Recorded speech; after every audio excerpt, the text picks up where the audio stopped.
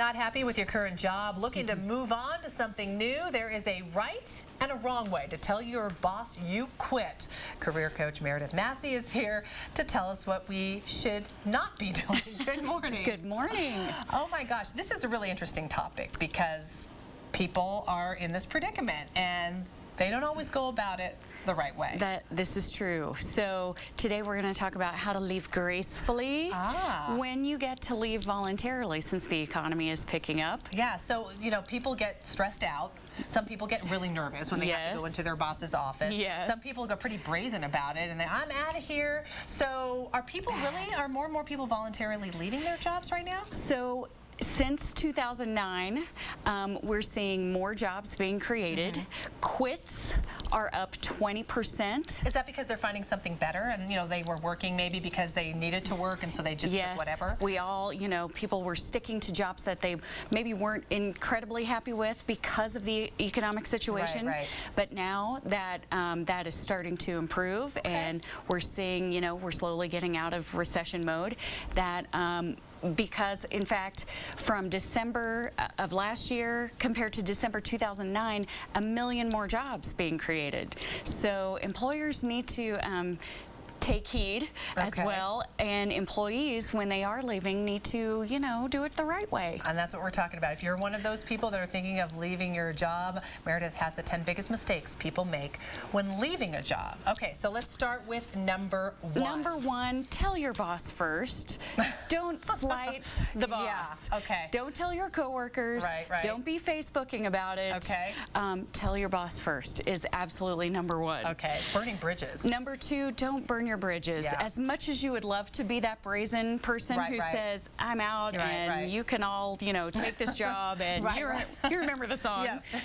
Don't burn your bridges. Leave nicely and on a good note. And you got to give sufficient notice. I mean, that's courtesy, right? Yes, it's courtesy and it's the professional thing to do. Staff positions, if you will, 2 weeks is customary. If you're in any kind of a leadership position, manager on up to C-level, a little bit more notice is not only a nice thing, but expected. Wow. Okay. And you want to make sure that they do have time to train somebody. Yes, and offer to train your replacement, especially if things happen so that there's overlap. Offer to train that person to make the transition easier for the company that you're leaving, and you'll leave in much better a much better light. I like this one too. Thank your employer. Thank them. For time even that you if were there. It wasn't the most ideal situation, thank them for the opportunities that they did afford you while you were there. All right, we're going to run through these last 5. Not participating in an exit interview. Can you do people refuse to do that? Well, you sure could, but what a great time to give them some feedback about some good, bad, and otherwise. All right, make a clean break. I think that's self-explanatory. Yes. Leaving unfinished work.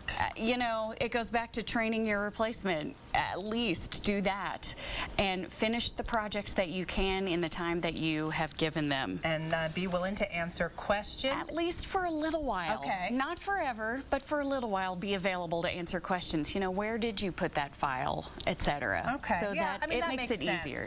It's common courtesy. And then stay in touch, really? Stay in touch. You never know when you might need a recommendation, and these people will move on eventually, most likely to, and it's best to keep them in your network and happily in your network. Fantastic. All right, how can people find out more about you and what you do? So innovativecareerconsulting.com, and if you want to review the 10 tips, they're in the newsroom on our website. Fantastic. Meredith, thanks. Thank you. See you next time.